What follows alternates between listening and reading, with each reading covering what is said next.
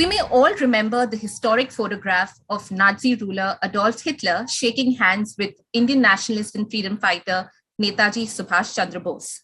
But what did Hitler really think of India and its freedom movement? Journalist and historian Vaibhav Purandare's new book, Hitler and India, published by Westland, unravels the blow-hot, blow-cold relationship that the dictator had with India. Vaibhav, thank you for joining in. Thank you, Jane. Is there a short answer to why Hitler felt this hatred for India and its people? Hitler's idea of racial purity.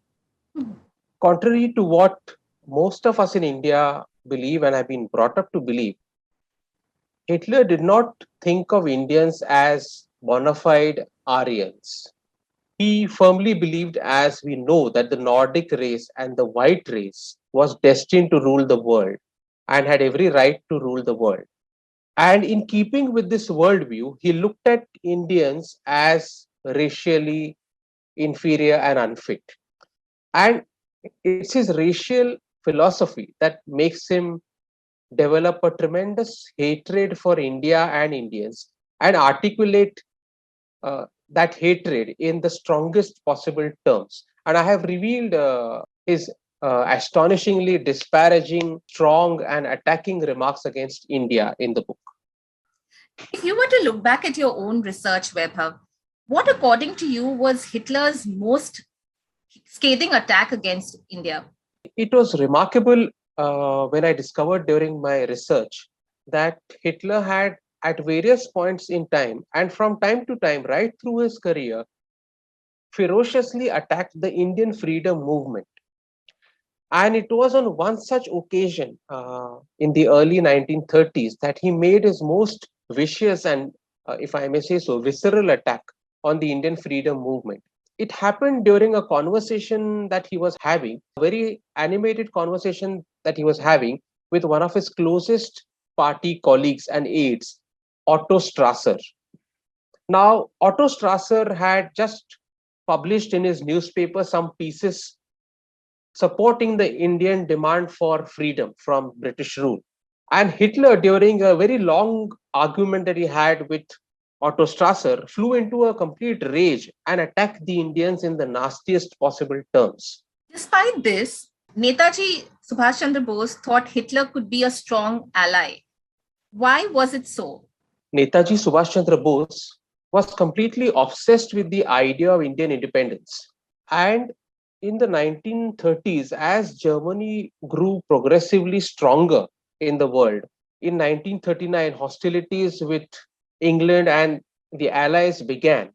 Netaji Subhash Chandra Bose felt that the power of Nazi Germany, the power that it had acquired and it could further acquire in the future, could be used in the right direction against England, against Britain, in India's struggle for freedom. Now, Netaji was completely aware of all the negative things about Nazi Germany. In fact, my book reveals that he was among the earliest Indian leaders to protest strongly against Hitler's views about India and the Indian freedom movement.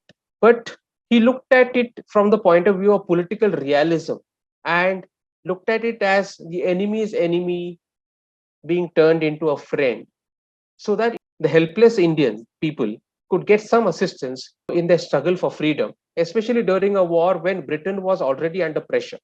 An Indian who you feel suffered most under the Nazi regime? There were a number of Indians who suffered terrible atrocities under the Nazi regime, a fact that we in the present generation are completely unaware of and have never been told about. But two Indians, if I may name rather than one, is one, a journalist from Kerala, A.C.N. Nambiar.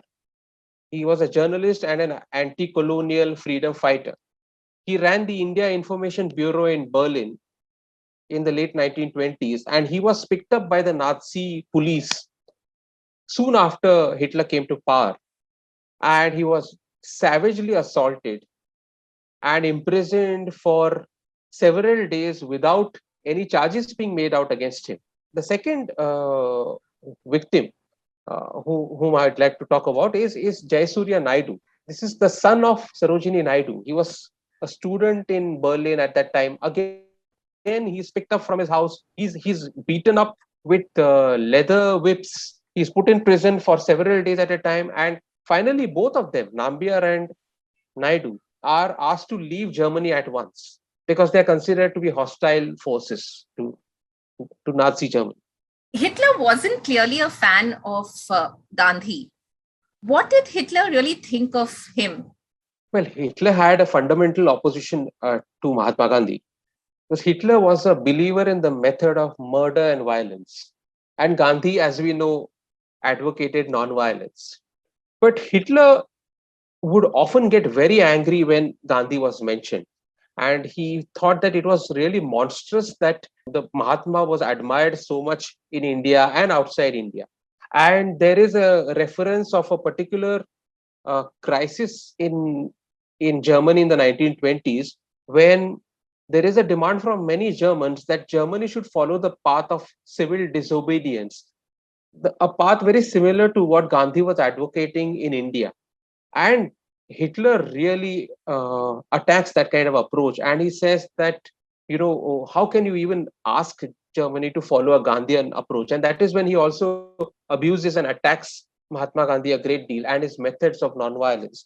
And Hitler offers a completely unsolicited advice to the British on how they should deal with Mahatma Gandhi and the Indian struggle for freedom. If the readers look at the book, they will find it quite astonishing that that for so long we were never told about what Hitler said about Mahatma Gandhi and the Indians. Thank you so much, Vaibhav, and I hope we all pick up the book and read it. I found it extremely enlightening, and I'm sure everyone else will. All the very best for your book. Thank you, Jane. Thanks a lot for asking me to do this interview.